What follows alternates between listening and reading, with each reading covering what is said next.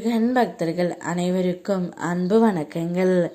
என் அன்பு குழந்தையே, உன் துணையின் செல்போனில் ஒரு தவறான எண் இருக்கின்றது.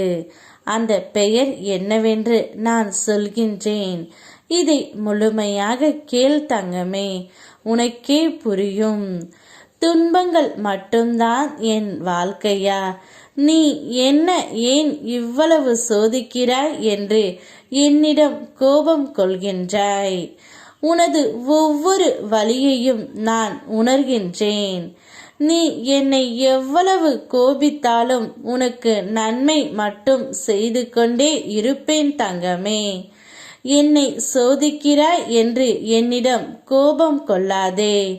உன் கர்மாவை நீ கழித்து கொண்டு இருக்கின்றாய் என்பதை நீ எப்போது புரிவாய்?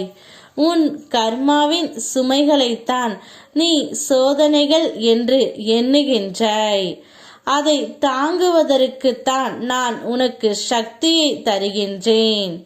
இப்போது கர்மாவை கழித்து முடித்தால்தான் நான் உனக்கு நன்மையை செய்ய முடியும். துன்பம் தாங்கும் மனதுக்குத்தான் வலிமை உண்டு. கடந்து வா, உன் நிழலோடு நான் பயணம் செய்கின்றேன். என்னுடைய துணையின் செல்போனில் தவறான எண் ஒன்று இருக்கின்றது. நீ நன்றாக அவரது செல்லை ஆராய்ந்து பார். அப்போது உனக்கே புரியும் அதில் எது தேவையில்லாத எண் என்று.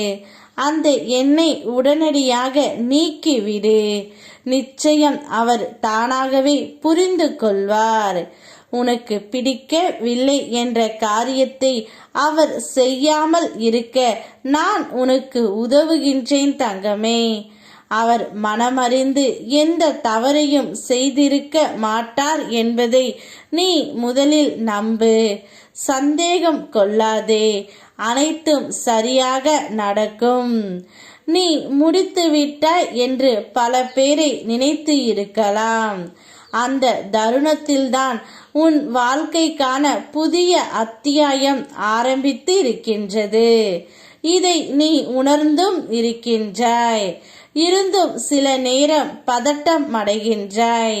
நீ எப்பொழுதும் நேர்மறை எண்ணத்தோடு விடா முயற்சியை செய்து கொண்டே இரு.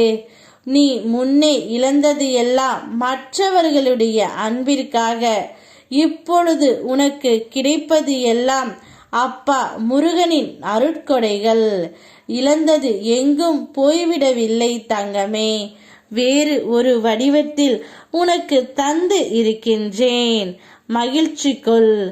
உன்னிடம் பெற்றுக்கொண்டு உன்னை அவமதித்தவர்களுக்கு முன்னால் மறுபடியும் புதிய கோணத்தில் உன் வாழ்க்கை ஆரம்பமாக போகின்றது.